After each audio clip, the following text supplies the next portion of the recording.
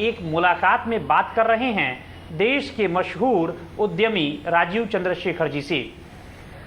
राजीव जी, बतौर सांसद अब तक आपकी उपलब्धि क्या रही है? मैंने जो भी इश्यूज उठाए हैं, आई फील कॉन्फिडेंट कि मैंने जो वो इश्यूज़ को काफ़ी कुछ हाईलाइट करने में I have been successful. National security issues on governance deficit, the issues on telecom, issues of BSNL वगैरह वगैरह वगैरह, रेगुलेटरी रिफॉर्म्स एक्सेट्रा एक्सेट्रा। तो मैंने गिन चुन के इश्यूज़ पे फोकस मैंने किए हैं और I feel in my humble way कि I have manage to make a mark. Independent MP होने का थोड़ा बहुत डिसएडवांटेज होता है कि मेरा एक प्लेटफॉर्म इज़ रेस्ट्रिक्टेड। मुझे बात करने का टाइम 7 मिनट मिलता है जब डिबेट हो रही है ऑन बजट्स। देश के सिस्टम में सुधार के लिए खूब पत्र लिखते हैं आप, लेकिन कार्रवाई भी होती है इन पत्रों पर? मैं करता हूँ जो मेरा जॉब है, मेरा ड्यूटी है, मेरा what ever my responsibility I will do.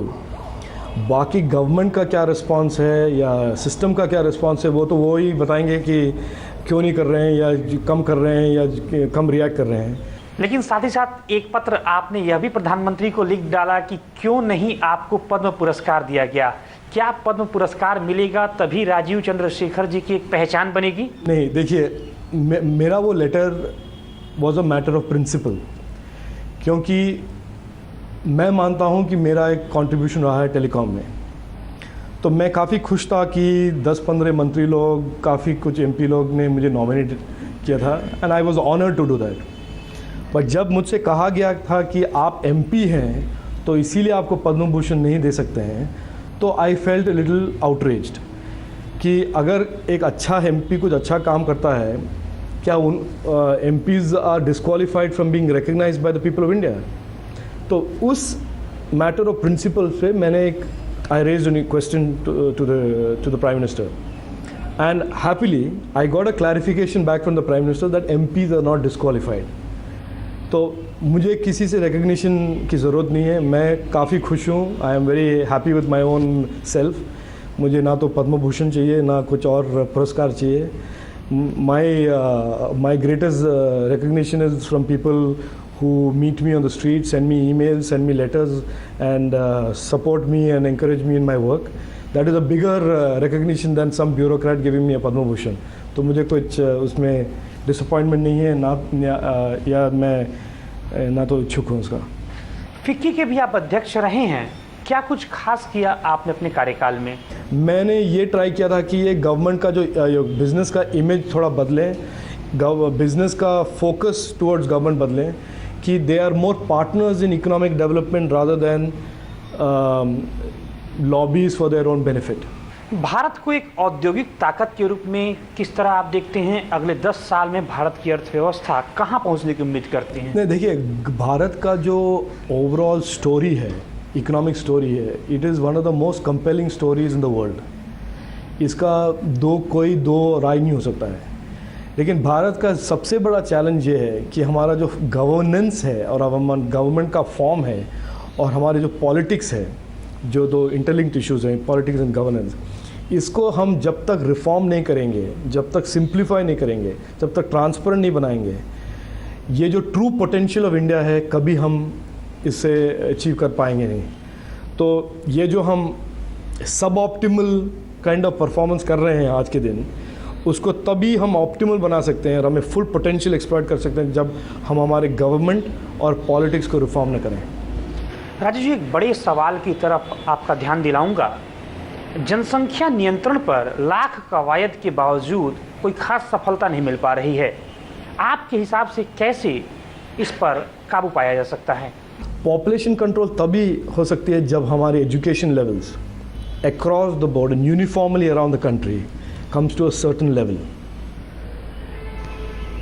Population control is an issue of choice, an issue of an educated choice by a family or a couple.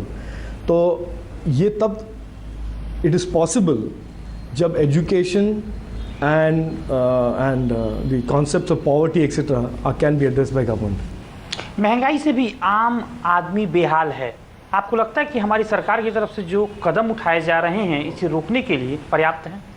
नहीं, नॉट एट ऑल। मैं ये 3 budget में कह चुका हूँ कि ये जो महंगाई का प्रॉब्लम हम सॉल्व करने के लिए ट्राई कर रहे हैं, ये एक बैंडेड सॉल्यूशन है। The problem is very structural. Problem is a very basic problem of a demand supply mismatch. और अगर आप हाथ में आपका एक काफ़ी बड़ा सर्जरी का रिक्वायरमेंट है और आप बैंडेड लगा रहे हैं, तो वो means it will stop the blood for a little while but the problem will come back. यही हमारा सिचुएशन है विद महंगाई। The problem is fundamental but the solutions are very very stop gap. And जब तक एक rearchitect नहीं होता है ये सप्लाई डिमांड मिसमैच को मैनेज करने में, we will always be playing catch up with this issue of price rise. DIPP के सुझाव के बाद हमारे देश में एक बहस छिड़ पड़ी है कि प्राइवेट सेक्टर में SC/ST के लोगों को आरक्षण दिया जाए। अभी इसी कार्यक्रम एक मुलाकात में मैंने राष्ट्रीय अनुसूचित जाति आयोग के अध्यक्ष PL पुनिया का इंटरव्यू किया था, जिसमें उन्होंने साफ कहा कि हम देश के प्राइवेट सेक्टर में SC/ST का कोटा लेकर रहेंगे। क्या आपको लगता है कि ये मांग जायज़ है? मैं ये मानता हूँ जो लोग इकोनॉमिकली डिप्राइव्ड हैं, and that includes SC/ST, OBCs, upward caste, whatever, they must be given, it is the duty of society to give them an opportunity to get out of that situation. And अगर वो principal हम मानते हैं, that duty has to be shared by private sector, public sector and government.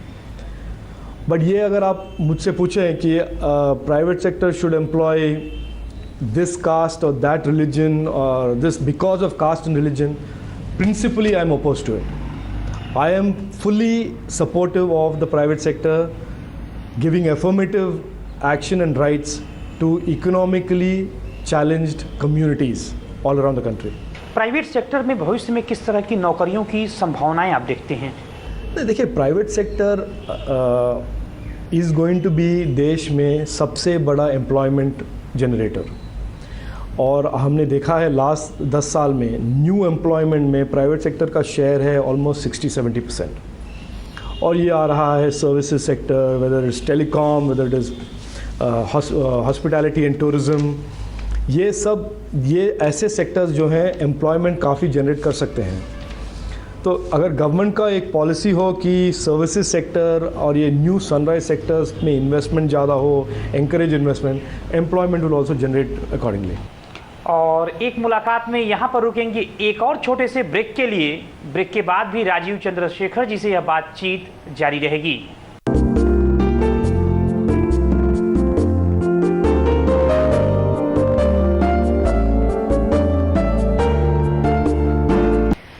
Rajiv जी, सामाजिक कार्यों में भी आप सक्रिय हैं?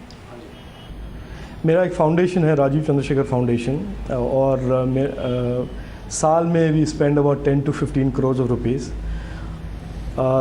एक साल पहले नॉर्थ कर्नाटका में एक काफ़ी भयंकर फ्लड्स हुए थे, आप जानते हैं, और काफ़ी लोग डिस्प्लेस हुए थे, घर वर उनके उजाड़ गए थे। और मैंने 3 विलेजेस को अडॉप्ट किए थे, मेरे my trust and my foundation, and we have rebuilt almost 1,000 homes, brand new homes, which covering 3 villages. So we do things like that. My wife runs the trust, और हम urban poor children के लिए education schools organize करते हैं और run करते हैं। तो ये हम छोटे मोटे quietly हम whatever we can do, we do for our community. आप थोड़ी सी निजी बातें करेंगे। आपके परिवार में कौन कौन है? मेरे परिवार में वाइफ है, एक बेटा है, बेटी है, 11 years and 9 years, so that's small family. कारोबार और राजनीति के अलावा अपनी कुछ पसंद के बारे में हमें बताइए। देखिए, मैं ये काफ़ी कुछ मेरा टाइम ले लेता है। Family is my most important commitment after my politics. तो जब भी मेरे पास टाइम है मैं फैमिली के साथ I spend time with my family. But otherwise my passions are, मैं फ्लाइंग करता हूँ, और मैं रीड अलॉट, पढ़ता हूँ। Music, I like the music, I play the guitar. तो ये थोड़ा बहुत, this is where I spend my आपके टाइम। जीवन की कौन सी ऐसी बात है जो लोगों को बेहद कम पता है? मैं रोज़ फ्लैग को सल्यूट करता हूँ, Indian flag. So I am a service officer son. ये मुझे मालूम नहीं कितने लोग जानते हैं। मेरे फादर एयरफोर्स में थे। बहुत बड़ी बात है, बहुत कम लोग जानते हैं और शायद सभी को इससे प्रेरणा लेकर राष्ट्रीय ध्वज के प्रति एक सम्मान दिल में कम से कम रखना चाहिए। हमें एग्जैक्टली, आई एग्री। आपके जीवन का लक्ष्य क्या है? मेरे जीवन का लक्ष्य यही है कि जो भी opportunity is given to me, I do the best in the opportunities.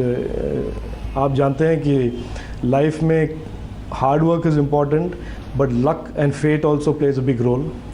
सो जो भी अपॉर्चुनिटीज़ लक गिव्स मी, मेरा फिलॉसफी है कि उसको 100%, 150% अपॉर्चुनिटी को यूज़ करें, use it for good and use it to leave a mark. आपका रोल मॉडल कौन है? मेरे रोल मॉडल काफ़ी लोग हैं। पॉलिटिक्स में मेरे रोल मॉडल हैं Rajiv Gandhi was a great inspiration to me. Advani ji is a very strong inspiration for me even today. In business Craig McCaw करके एक सेलुलर के पायनियर थे यूएस में, वो मेरे काफ़ी इंस्पिरेशन है।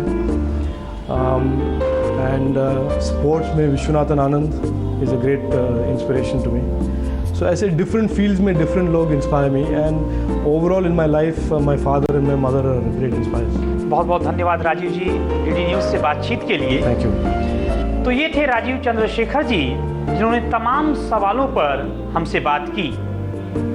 राजीव जी से बात करके हमें आभास हुआ कि ये एक सुनहरे भारत की कल्पना करते हैं और इनका कहना भी है कि वे इस समय कारोबार और राजनीति के जिन दो क्षेत्रों में सक्रिय हैं, इन क्षेत्रों में उनकी पूरी कोशिश होगी कि इनके काम से वे भारत की तरक्की में अपना एक अमूल्य योगदान दें, ताकि कल का भारत सुनहरा भारत हो और भारत उन्नति के नए शिखर पर पहुंचे।